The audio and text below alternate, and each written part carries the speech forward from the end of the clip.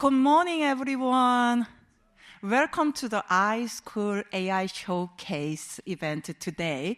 My name is Soo-young Lee. I am Interim Dean of School of Information. It's my pleasure to have you all here today.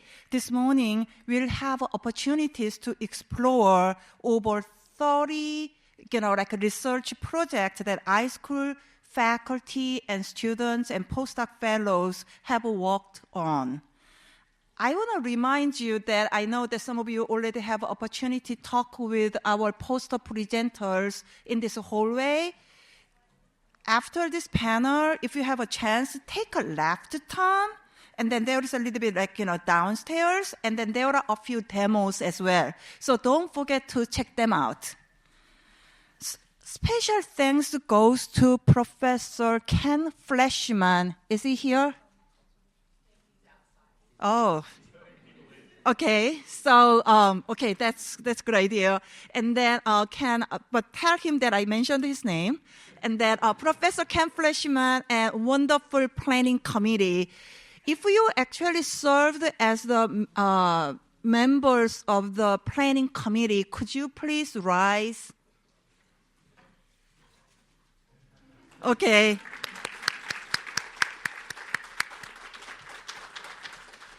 Thank you so much. Without their dedicated effort, we would not be having this event today. So there is Professor Ken Fleshman. Thank you so much, Ken, for your effort. At the University of Texas Austin iSchool, we come together as a community of researchers and students to identify and address information grand challenges to improve society. We are dedicated to making a meaningful impact on society and human lives through user-centered lens and socio-technical approaches to complex technology, information, data, and AI problems and issues. Today's showcase will demonstrate a range of solid and creative research that iSchool researchers produce. It also shows the collaborative spirit that drives our community move forward. I'm incredibly grateful to 9 panelists who accepted our invitation to speak today on AI and public interest technology panel. We'll also have 5 panelists you will meet at 11 a.m. who will talk about AI and industry panel. We truly value our collaboration and partnerships. We are so excited to share iSchool researchers' accomplishment with you today. I encourage everyone to talk with our presenters, poster presenters, demo presenters, and our wonderful speakers, and ask a lot of questions and explore future collaboration and partnership opportunities. Thank you so much for joining us. Please enjoy iSchool AI Showcase today.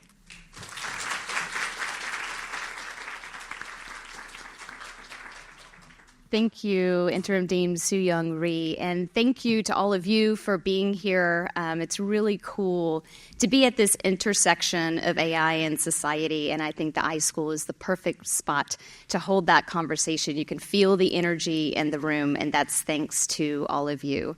I have the pleasure of being a third-year doctoral student at the iSchool. My name is Chelsea McCullough Collier, and I'm also a GRA for the Smart Hand Tools. But today, my greatest honor is moderating this conversation with colleagues and many friends talking about AI and public interest technology. So if you don't know what public interest technology is, don't worry, we're going to cover it. We're also going to talk about what is AI, as I think we're all trying to figure that out. But before we all start talking, I just want to get a temperature for the room and get your thoughts. So raise your hand. This is an interactive exercise, but don't worry, there's no trust falls. All you have to do is raise your hand. Raise your hand if you've ever interacted with generative AI. So like ChatGPT, Dolly, Bard, pretty much the whole room, okay? So raise your hand if you can confidently define AI. Don't worry, your professors aren't looking if you don't raise your hand. If I picked on you, yeah, kind of almost no one. Raise your hand if you're excited about AI. You're enthusiastic, jazzed, kind of the whole room, okay? Raise your hand if you're concerned or you have some kind of fear about AI. Same, yeah, pretty much the whole room. So I know the answer to this question. Raise your hand if you're both excited and concerned about AI. Yes. So obviously there is more that unites us than divides us about AI. And to explore all of these topics, I am incredibly honored to have this panel of experts who are sought after all over the world, and we get to have all of them here on a panel. So I'll do a quick introduction and then let them give you a little bit of background on themselves and their organizations. Joining us, we have Daniel Culata, who's the Chief Innovation Officer for the City of Austin. That's the big City Hall building right downtown. If you haven't been there, go. It's beautiful. Jenny Holscher, who's a privacy attorney with the Texas Department of Information Resources. Adam Leonard, who is the Chief Analytics Officer and Data Evangelist for the Texas Workforce Commission. So he impacts jobs. That's an important thing to know. And last but certainly not least, Mimi Stiles, who is the founder and president of Measure, which is an incredibly important organization doing AI ethics and community justice involvement here in Austin. So help me and welcome everyone to our panel. Yeah. So just a minute or two, I did very quick introductions. Daniel, start us off and kind of tell us about the role of Chief Innovation Officer at the City of Austin and how that's evolving. Sure. Can you all hear me? Does it seem to be closer? Great. First, thanks so much for having me. It's an honor, and I'm super excited to talk with you all today. So the Innovation Office in the City of Austin, it's a really interesting place. We get to work on, hard challenges within the city, and that can really be on any topic. It's not necessarily just on technology. We've worked on things like homelessness and displacement, workforce development, how we think about emerging technologies in the organization. So we bring that discovery and problem solving and testing and prototyping capability to the organization. So it's a lot of fun. And what we're doing with AI is some investigation for sure on how we might use it, where its highest values are in the organization now, what are some of our big questions that we have, but also helping coordinate all the different types of work that are going on in the city around training, around jobs and workforce, around legal and certainly technical privacy and security challenges. There's so many different things that AI both does and allows us to think about as a large organization, public-facing organization. So we're helping align that work and have it all pull in the same direction as we all learn. So that's what we're doing and right now and what we do, and happy to be here to talk with you more about it. Nice. Yeah, I hear you saying that as we are all figuring out what AI is and how it relates to our lives, the city's still figuring it out too, and that's okay. So we're all kind of in this together. We are. Great. Mimi, I'm going to turn to you. Welcome back to Austin after being at the Pitt UN Summit. Such an honor to have you here after the world has wanted you to be with them.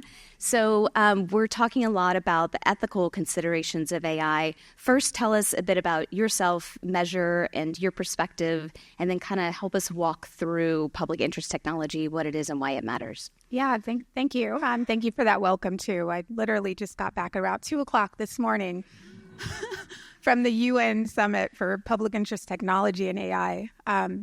So my name is Mimi Stiles. That is my real name. It's a good one. Yeah. That is why I married him. Fun fact, when I was 14 years old, I told him that I was going to marry him for his last name, and I did exactly that. And so See what happens when you I'm have goals. incredibly intentional. So I get to lead a data activist and research organization that is also developing emerging technology. It's called Measure. It is local here. However, we work across the world, employing about mostly 38 women of color that are researchers that are doing this work, that are really interested and curious about technology and how we can do it better. I also serve as the vice president of responsible and ethical AI with the Austin AI Alliance, and so really encouraged to kind of be in that room with corporations and organizations that are also really thinking about what the boom, right? And how do we ensure that that we are creating something that does not harm us? And so with Measure right now, we are very much so delving into this idea of public interest technology that is framed and constructed by those that are most impacted by systems of oppression. Very clearly. How do we ensure that they are driving the conversation, that they are the designers, and that they are not just being designed for? So I'm grateful to be here. And so I promised you all that we would share a definition of public interest technology, and that's my job as a moderator to do that. So we're referring to designing, developing, implementing, and managing technology that prioritizes the public good and social justice. So how Mimi and Daniel are framing it is incredibly important, because a lot of times we hear about technology in terms of how it's framed by industry, and our role here on this panel is to think about how it transforms to society and our collective and individual responsibility for influencing that technology. So what's really cool around the way that Professor Fleischman has constructed this panel is that you have two very strong local leaders, but we also have state leadership represented here. And a lot of times state leadership is not always heard as kind of like the invisible policy designers of technology. So I'm going to turn to you, Adam. First, kind of tell us a bit about yourself and what the role of Texas Workforce Commission is. And I think of special interest to the room are all of the students who will very quickly move forward from their roles at UT to become job applicants. So what does the Workforce Commission and kind of labor trends, what do they need to know, and what do we all need to know related to AI? That is really kind of the main question. I've been doing a lot of kind of research and thinking around artificial intelligence and its impacts, in particular on the labor market and on the economy, even though I'm not an economist, but I work with a lot of them. And so really the theme that's kind of come to play on this is uncertainty. And I'm going to give you a couple examples of that. So I'm going to butcher this name, but the 2024 Economics Nobel Prize winner from MIT, Darren Ahemoglu. Thank you. That's what I needed. So he's estimated that the GDP in the United States is going to increase about 1% over the next decade, which is not a lot, right? Meanwhile, Goldman Sachs, their economists think it's going to be 6.1% over that same period. That is 1.6 times the size of Germany's economy today, right? That is a very big delta of us not really knowing what's going to happen. And of course, you can see that throughout pretty much anything to do with AI in terms of like where it's going and how we're going to be able to use it successfully, and how do we ensure that it puts humans first and whatnot. So there's a lot of concern and ideas around that. In my role at the Texas Workforce Commission, I do refer myself as a data evangelist, both here in the state and then working with other organizations around the country on this. I have long believed in the power of data to change people's lives, to inform decision-making. Not data-driven, that's a bad term. Everybody labels it and nobody knows what it means. But I mean actually having true information. So I think about this in kind of a model that is data by itself is of little value. data needs context to become information. Context does not come from data science people. It comes from the organizations and the mission and what they're trying to do. And in my agency, the Texas Workforce Commission, our mission is to help employers, individuals, families, and communities in Texas achieve and sustain economic prosperity, right? And so if we were doing this online, over my right shoulder, you'd see a little logo that says Data for Prosperity. That's kind of what my group in the agency does. We are trying to create some better resources to inform decision-making and really to have impact, right? Because if you take information and then you analyze it, now you can get an insight. If you take that insight and you can work with your program or your mission organization to put it into practice, into action, you can have impact. And that's really what this is all about. So too, and Jenny, I'm excited to hear your thoughts in terms of the Department of Information Resources, but I also want to give the other panelists a chance to kind of jump in on some of the important themes that we've talked about. You know, we're kind of collectively envisioning what AI is in the public sector in our own individual lives, the important theme of making sure that we're counteracting and perhaps repairing systems of harm, and what we can hopefully re-envision AI to do that. And then, Adam, I really appreciate your point that there's a collective unknown, and what we don't know can sometimes feel intimidating, and where do we go with that? So I just want to kind of give us a chance to reflect on that and see if anybody else has some other thoughts. Mimi, yeah? Yeah, I definitely do. I grapple all the time about the definition of public interest technology. And obviously yesterday I was able to really deep dive into it with kind of some world actors as well. And so what I came away with was, what is not PIT? What is not public interest technology? And what is not public interest technology is technology that's created for just a capitalistic framework mindset. So let's start with that. If you are designing to just, right? And I'm not saying that you can't, right, get the bag, right? I'm not saying that. But what I'm saying is that if you're designing just to make money off of data, off of human data, what separates you from people that do things to profit off of humanity? That is not public interest technology. It has to start with an idea of really, truly wanting to do good for a community. It's really, it's this idea of moving fast and breaking things. Remember, there are people that get hurt along the way. So when I think about public interest technology, I think about a world where we are moving slow and we're healing things with technology. That's a really beautiful point. And there's a role for private sector.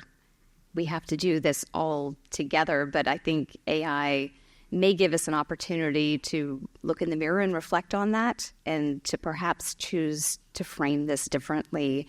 And Jenny, your role with the Texas Department of Information Resources, you're doing so many things related to privacy, but also in terms of how DIR procures different technologies to serve residents of Texas. So leading on Mimi's point, it's an incredible responsibility. How do you handle it? Can you share some insight?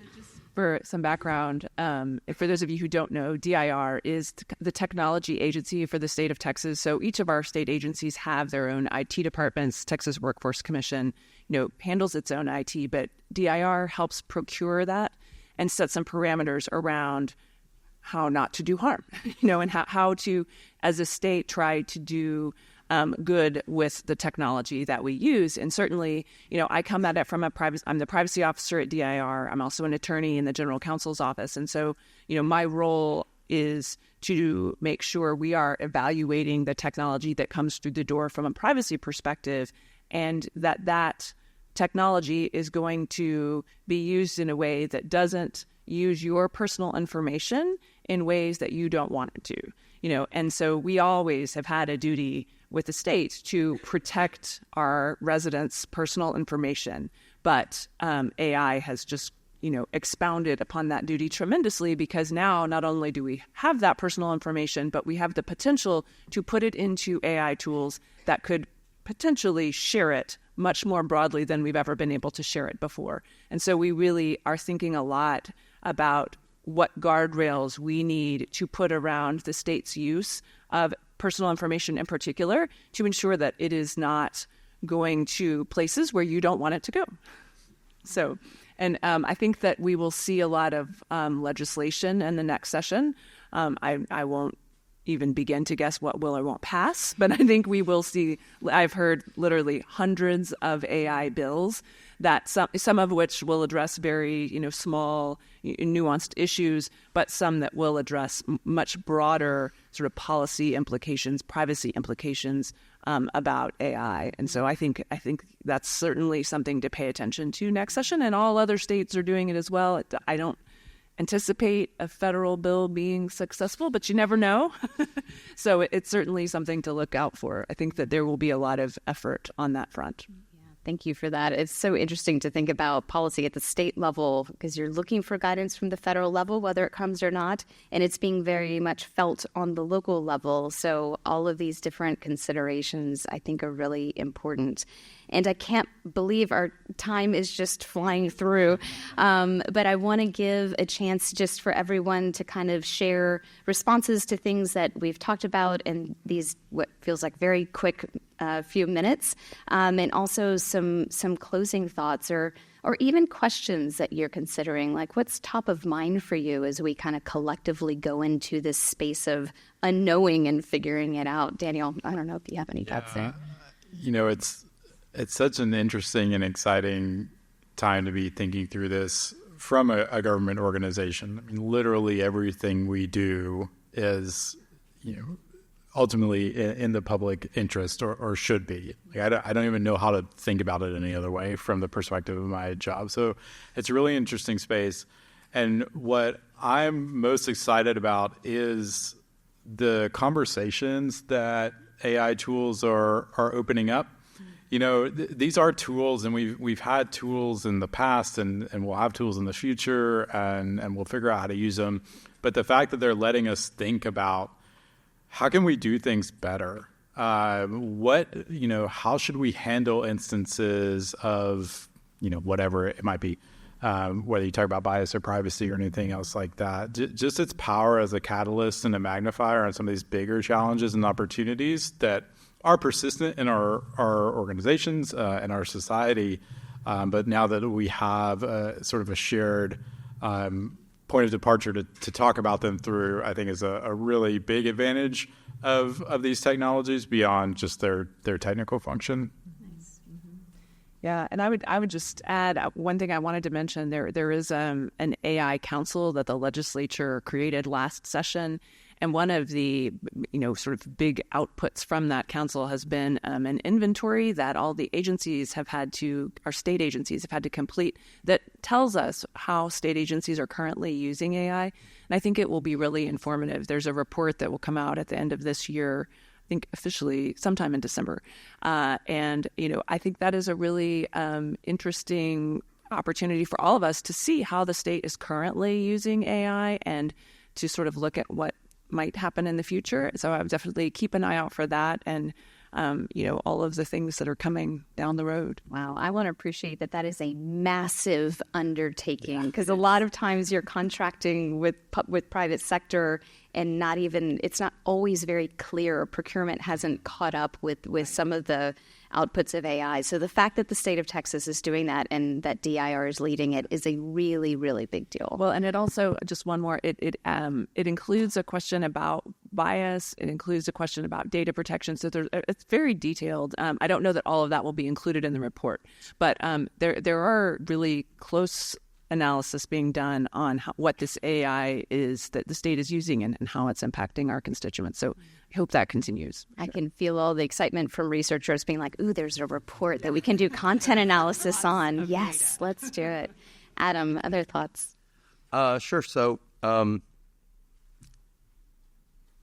they surveyed college graduates from the class of 2024 and asked them essentially, to what degree have you been trying to grapple with the impact of AI in your career and education choices? And at the time, 35% said that they were. And then they asked that of an incoming class that's going to graduate in 2027, and the answer was 64%. Now, my follow-up would be, and what are you using to try to do this? How, what guidance are you using? What studies have you found? What tools are out there to help people understand the types of jobs that might be changing, the types of skills that are going to be required to be effective in jobs going forward?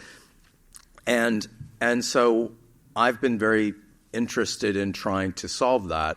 And we have some ideas that we're currently working on. So this is around kind of a theory of change in education and training, which is that education and training has a really crappy feedback loop. It's slow, and it doesn't provide the level of detail to really understand. So it's looking at like 1, 3, and 5 years after graduation, what % of people are working and how much money are they making. Well, if those numbers go up or down, you don't know whether that's because of AI or because of changes in demand or because your program is not aligned with what the workforce and employers are needing anymore. And so what we're developing is a mechanism to mine job postings. Over time, I have access to a 13-year data set of national job postings. We're using natural language processing to extract the tasks and skills that the employers are telling us they want, and then building a way of showing the trend lines on these different skills and how they're changing over time. And ideally, we'll be able to project into the future where we see this going. So in terms of marketplace relevance for workers, giving them something to help them understand how the demand for different types of skills have been changing and where they're likely to go may help them. Because, look, I'm 57 years old now. I don't want to go back to school. I don't. No, I just don't. I mean, I like learning and doing all that, but no, I don't want to do a PhD. So I can imagine nobody else really wants to go back to school, especially when they're older. And yet, if we're going to see the kinds of change that we've had, or that I'm expecting at least, people are going to have to reskill kind of fairly regularly, right? So just because there may be a net gain in jobs doesn't mean that there won't be tens of millions of people who are really going to have difficulty maintaining their current lifestyle if they don't do something. And I think that the focus on skills is a real opportunity because it's easier to teach skills in a short window than get a whole degree, right? So if you can think about, well, these are my skills and background, and these are ones that are recommended that are complementary to what I've been doing and that can make me more valuable in the workplace. Maybe that's something that people can put together in a semester or two as opposed to taking 2+ years. So what I'm hearing is change is the new normal and lifelong learning is having a moment. Yeah. Yep. Yeah. Heard. Mimi. Yeah. If you consider yourself a designer of AI technology, raise your hand. If you consider yourself a designer or you hope to be a designer of AI technology, raise your hand. Lots of people. Okay.